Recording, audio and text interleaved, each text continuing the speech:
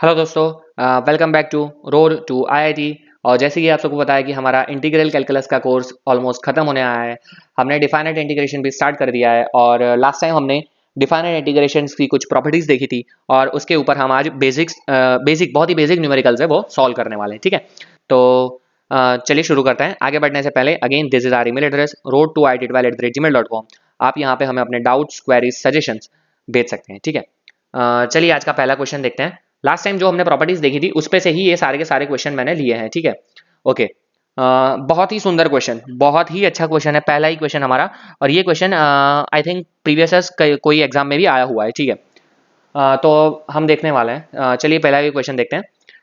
देखिए यहाँ पे पहले तो मुझे मोड दिख रहा है। ठीक है, जब कभी ऐसे क्वेश्चन हमने डिफरेंशिएशन में भी सॉल्व किए हैं और हमें पता है कि जब कभी मोड दिखता है तब हमें डिफरेंशिएशन करना हो, इंटीग्रेशन करना हो या फिर लिमिट्स फाइंड करनी हो, हमें हमेशा मोड हटाना पड़ता है। ये अप्लाई होता है मोड फंक्शन के लिए, ग्रेटेस्ट इंटीजर फंक्शन के लिए और लीस्ट इंटीजर फंक्शन के लिए। कोई भी ऐसा इन तीनों में से कोई भी फंक्शन हो तो हमें वो फंक्शन पहले हटाना पड़ेगा और फिर हम इंटीग्रेशन, डिफरेंशिएशन या लिमिट फाइंड कर पाएंगे। ठीक है, ओके, नो प्रॉब्लम। अब देखिए, जब भी ऐसा होता है मोड फंक्शन, तब हम हमेशा उसको एक पर्टिकुलर, एक छोटे से एक पर्टिकुलर इंटरवल में डिवाइड करते हैं और फिर उसका फाइंड करते हैं। ठीक है, तो यहाँ पे मुझे तीन पार्ट इसके दिख रहे हैं। एक पार्ट मुझे दिख रहा है -1 to 0। ठीक है, प्लस मुझे एक दिख रहा है 0 to 1 और प्लस मुझे एक दिख रहा है 1 to 2। ठीक है, ये हम तीन पार्ट में डिवाइड कर सकते हैं। ये प्रॉपर्टी हमने देखी है, लिमिट को हम डिवाइड कर सकते हैं इस तरह से। अब हर एक पार्ट के लिए हम फाइंड करेंगे कि x³ माइनस एक्स की वैल्यू क्या होगी। ठीक है, चलिए देखते हैं। जो पहला पार्ट है हमारा, इसके लिए x³ माइनस एक्स फॉर किसके लिए, for -1 less than x less then 0 के लिए। ठीक है, अब देखिए इसके लिए हम अगर बात करें तो यहाँ पे देखो, -1 to 0 मतलब नेगेटिव वैल्यू है, नेगेटिव का क्यूब नेगेटिव ही होगा। माइनस यहाँ पे लिखने के बाद नेगेटिव में कोई वैल्यू आएगी। ठीक है, तो आप देख सकते हो कि ये जो वैल्यू आएगी, अगर मतलब ये पॉइंट में कुछ होगा, पॉइंट पॉइंट वाली कोई वैल्यू होगी। ठीक है, और उसका क्यूब हम करेंगे तो और छोटा आएगा, जबकि यहाँ पे माइनस माइनस प्लस लिखने के बाद वो वैल्यू बड़ी होगी। मतलब अल्टीमेटली ये जो वैल्यू है वो ग्रेटर देन और इक्वल टू 0 हो जाएगी। आई होप यहाँ तक सबको समझ में आया होगा। अगर आप कभी भी 0 से 1 के लेके बीच का क्यूब करते हो या स्क्वायर करते हो तो वैल्यू और छोटी हो जाती है। ठीक है, वैल्यूज छोटी होती है। अगर आप ग्रेटर देन 1 का स्क्वायर करते हो तो वैल्यू डबल होती है। इसी तरह से क्यूब में आप -1 से 0 का क्यूब करोगे तो वैल्यू छोटी होगी, और छोटी होगी। ठीक है, तो वो छोटी वैल्यू आएगी। माइनस लिखने के बाद यहाँ पे ये प्लस हो जाएगा, यहाँ पे जो डिजिट होगा वो प्लस होगा। अगर आपको जरा सा भी डाउट हो रहा है तो आप वैल्यू ले लो 0.5 और कैलकुलेटर में ट्राई कर लो, तो ये आपका वैल्यू है ना ग्रेटर देन 0 ही आने वाला है। ठीक है, ग्रेटर देन 0 आएगा। अगर ये ग्रेटर देन 0 आ रहा है मतलब कि यहाँ पे मैं लिख सकता हूँ mod is equal to function only, मतलब x³ माइनस एक्स dx। मुझे माइनस लिखने की जरूरत नहीं है। ओके, अब बात आती है 0 to 1 की। 0 to 1, ठीक है, देखते हैं x³ minus x greater than equal to क्या होता है for 0 to 1, 0 less than equal to x less than equal to 1। Okay, no problem. अब ये देखिए यहाँ पे ये पॉजिटिव वैल्यू है। ठीक है, अब देखो यहाँ पे पॉजिटिव वैल्यू है, पॉजिटिव का स्क्वायर हो, पॉजिटिव का क्यूब होगा समथिंग, कोई समझ लो 0.1 का क्यूब होगा, -0.1 करूंगा तो इसका क्यूब क्या होगा, 0.0001 -0.1। तो ये तो क्लियरली वैल्यू क्या आ रही है, लेस देन 0, नेगेटिव आ रही है। देखो ये छोटा है ये बड़ा है तो नेगेटिव आ रही है, मतलब यहाँ पे माइनस साइन आगे आ जाएगा, -x³ माइनस एक्स आएगा। No problem. और अब लास्ट है मेरा 1 to 2 है। ठीक है, 1 to 2 है, तो 1 to 2 के लिए मैं नेक्स्ट पेज लेता हूँ। 1 to 2 है तो x³ माइनस एक्स मुझे देखना है 1 less than x less then 2 के लिए। अब देखिए इसके लिए मैं कोई भी एक वैल्यू पुट करता हूँ, 1.5 का क्यूब माइनस 1.5। चलो, तो 1.5 है वो तो 1 से बड़ा है तो इसका क्यूब तो और बहुत बड़ा बड़ा वैल्यू आएगा, -1.5। तो ये तो बट ऑब्वियसली क्या होगा, ग्रेटर देन 0 ही होगा। तो इसके लिए मैं लिख सकता हूँ सिंपली x³ माइनस एक्स। तो यहाँ पे मैं लिखूंगा x³ माइनस एक्स dx। ठीक है, ये हमने मोड हटा दिया है। एक बार मोड हटा दिया फिर ये काम बहुत ईजी हो गया है। ठीक है, अब मुझे सिर्फ इंटीग्रेशन करना है और ध्यान रखना है कि प्लस माइनस का हम दिक्कत ना करें। ठीक है, तो अब इसको मैं एक नेक्स्ट पेज में अच्छे से लिख देता हूँ। ठीक है, तो मैंने एक पेज ले लिया, अब मैं लिखता हूँ इसको -1 to 0। पहला जो वैल्यू था वो हमारा पॉजिटिव आ रहा था तो x³ minus x dx, plus लिखने के बाद दूसरा वैल्यू जो था हमारा वो आ रहा था नेगेटिव, मतलब देखिए यहाँ पे नेगेटिव है, -x³ माइनस एक्स, तो इसको लिख देता हूँ मैं x minus x³, x minus x³ dx। Okay, ये हमारा नेगेटिव आ रहा था और जो तीसरी वैल्यू थी वो हमारी पॉजिटिव आ रही थी, मतलब x³ minus x dx। Okay, no problem. अब देखो, अब सिर्फ मुझे इंटीग्रेशन करना है, तो सबको इंटीग्रेट अंदर तो सब वैल्यू सेम ही आएगी, x⁴ माइनस x² बाई 2। यहाँ पे आएगा सिर्फ -1 to 0 प्लस यहाँ पे आएगा x square by two minus x raise to four by four, यहाँ पे आएगा 0 to 1, प्लस लिखने के बाद यहाँ पे आ जाएगा x raise to four by four minus x square by two, यहाँ पे आएगा 1 to 2। आई होप यहाँ तक सबको समझ में आया होगा। अब मैं upper limit minus lower limit करता हूँ, देखो तो यहाँ पे क्या हो जाएगा आप मुझे बताइए। 0 0 रखूंगा तो ये तो पूरा 0 हो जाएगा, ठीक है, ये 0 माइनस लिखने के बाद -1 रखता हूँ तो ये हो जाएगा -1 रेस टू 4, ठीक है, -1 रेस टू 4 मतलब 1/4, -1 का स्क्वायर मतलब 1/2। चलिए ये खत्म हो गया, प्लस अब लिखता हूँ 1 के लिए, तो 1 के लिए अगर लिखूंगा तो 1/2 माइनस लिखने के बाद 1/4, ठीक है, और माइनस लिखने के बाद लोअर लिमिट वो तो 0 ही है तो ये 0 हो जाएगा।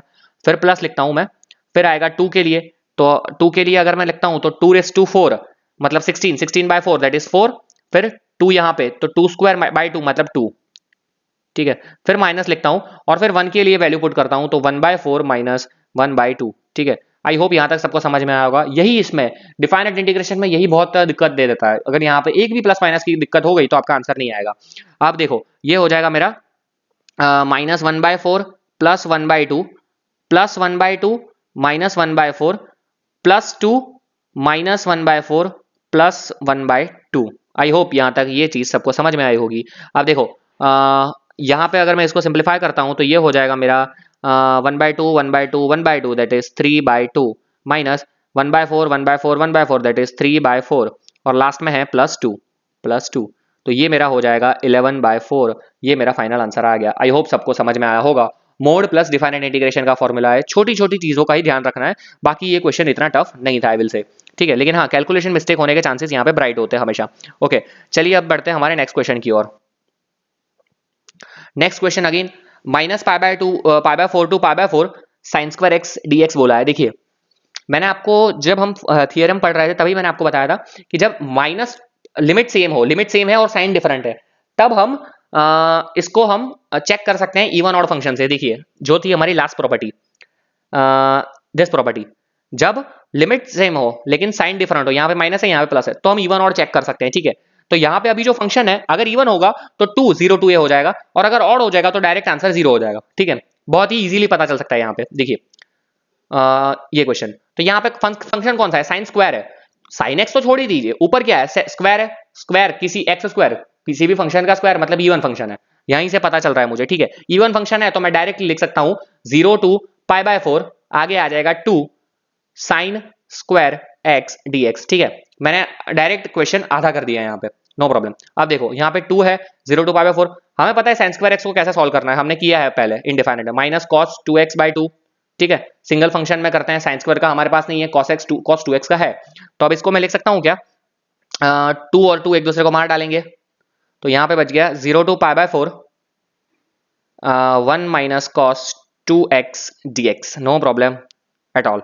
चलिए तो ये हो जाएगा मेरा x minus 1/2 sign 2x 0 to π/4, ठीक है। ओके वैल्यू पुट करता हूँ π/4 पहले, π/4 माइनस 1/2 साइन π/2 और फिर 0 पुट करता हूँ तो सब हो जाएगा 0, तो ये हो जाएगा π/4 minus 1/2 which is my final answer. I hope सबको समझ में आ रहा होगा, ठीक है। पहले जब भी मुझे ऐसा दिखता है -2 प्लस लिमिट दिखती है, लिमिट की वैल्यू सेम होनी चाहिए, तो मैं इवन ऑड वाला फंडा अपनाता हूं, ठीक है। ये हमारी प्रॉपर्टीज है, प्रॉपर्टीज को कैसे यूज करना है वो आप धीरे धीरे आगे बढ़ोगे तब पता चलना जाएगा, ठीक है। Okay next problem again a good problem. देखिए यहाँ पे क्या हम इवन ऑड वाला अप्लाई करेंगे, नहीं करेंगे, क्यों, क्योंकि यहाँ पे है ना 0 to π है, ठीक है, तो यहाँ पे आगे 2 लाके वो कुछ नहीं हो सकता। हाँ लेकिन यहाँ पे हम क्या अप्लाई कर सकते हैं, देखिए यहाँ पे जब 0 to कोई लिमिट दी हो, ठीक है, 0 to लिमिट हो तब हम अप्लाई कर सकते हैं अपर प्लस लोअर माइनस एक्स वाला फंडा, ठीक है।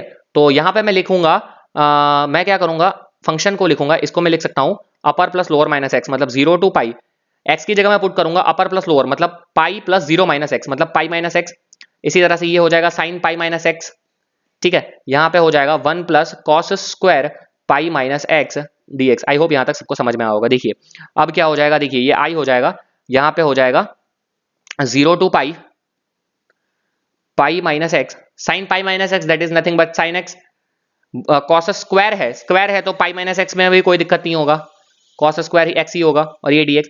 अब देखो इससे मुझे फायदा क्या हुआ आप पूछेंगे, ठीक है, इससे मुझे फायदा ये हुआ कि आप देखो यहाँ पे हो गया ये अगर मैं इसको लिख सकता हूँ 0 to π, अब pi minus sine x multiply कर देता हूँ, dx भी मल्टीप्लाई कर देता हूँ, डिनोमिनेटर सेपरेट दे देता हूँ, तो ये हो जाएगा पाई sine x dx upon 1 plus cos square x,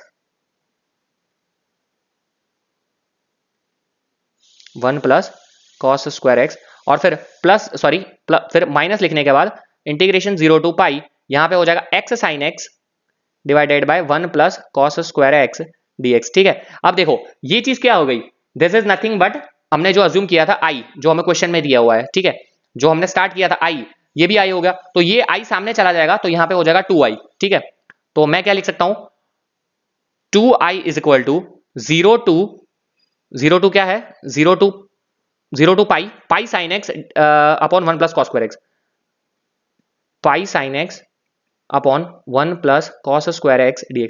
इसका फायदा क्या हुआ आप पूछोगे, तो फायदा ये हुआ कि हमारा x है वो चला गया और यहाँ पे 2i आ गया। x साइन x दो फंक्शन था, जब फंक्शन मल्टीप्लिकेशन में होते हैं तब हम कुछ अज्यूम नहीं कर सकते, और अज्यूम नहीं कर सकते हमारा आंसर नहीं आता, इसका हमें इंटीग्रेशन नहीं पता है। लेकिन आप देखो यहाँ पे x निकल गया और पाई आ गया, यहाँ पे 2i आ गया।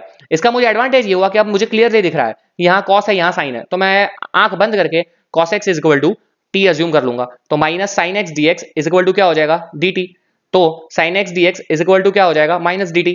ठीक है, तो इसको मैं डायरेक्टली लिख दूंगा 2i is equal to minus लिखने के बाद 0 टू पाई, यहाँ पे लिख दूंगा मैं पाई बाहर ले लेता हूँ। ठीक है, और ये हो जाएगा साइन एक्स dx की जगह में माइनस dt लिखता हूँ, मैंने माइनस ऑलरेडी लिख दिया है, और यहाँ पे हो जाएगा 1 प्लस टी स्क्वायर, इसका मुझे इंटीग्रेशन पता है। ठीक है, 1 प्लस टी स्क्वायर का मुझे इंटीग्रेशन पता है, 1 प्लस टी स्क्वायर का इंटीग्रेशन क्या होता है, यहाँ पे 2i है, ये है माइनस पाई, ये हो गया देखिए यहाँ पे 0 टू पाई लिखना सही नहीं है, वैसे मैंने लिख दिया कोई नहीं, क्योंकि लिमिट चेंज हो रही है, लेकिन मैं अभी कर देता हूँ इंटीग्रेशन, ये हो जाएगा tan इनवर्स ऑफ t। ठीक है, और t की जगह मैं लिख देता हूँ अभी minus pi tan inverse of cos x, और cos x लिख दिया है, तब अब मैं 0 टू पाई लिख सकता हूँ, यहाँ पे लिमिट लिखना सही नहीं है, अगर लिमिट लिखनी है तो मुझे t की वैल्यू चेंज करनी पड़ेगी। ठीक है, आई होप यहाँ तक सबको समझ में आ रहा होगा। चलिए अब क्या हो जाएगा आप मुझे बताइए, ये हो गया 2i is equal to minus pi, अब आप मुझे बताइए tan इनवर्स कॉस पाई क्या होगा, कॉस पाई होगा -1। ठीक है, कॉस पाई क्या होगा -1, तो tan इनवर्स ऑफ -1, और माइनस लिखने के बाद cos 0 क्या होगा, cos 0 होगा 1, तो tan इनवर्स ऑफ cos 0 क्या होगा 1। ठीक है, आई होप यहां तक हर एक चीज सबको समझ में आ रही होगी। ठीक है, तो no problem, no problem at all. अब tan इनवर्स ऑफ -1 क्या होता है आप मुझे बताइए, tan इनवर्स ऑफ -1 होता है -π/4, तो 2i is equal to minus pi, यहां पे हो जाएगा -π/4, और tan इनवर्स ऑफ 1 क्या होता है, tan इनवर्स ऑफ 1 होता है π/4, तो ये हो जाएगा -π/4। ठीक है, तो यहां पे हो जाएगा 2i is equal to minus I sorry minus pi into minus 2π/4। ठीक है, माइनस माइनस प्लस हो जाएगा, 2 एक दूसरे को मार डालेगा, तो मेरा फाइनल आंसर आ जाएगा i is equal to π²/4। I hope यहां तक सबको समझ में आया होगा, बहुत ही अच्छा क्वेश्चन था ये।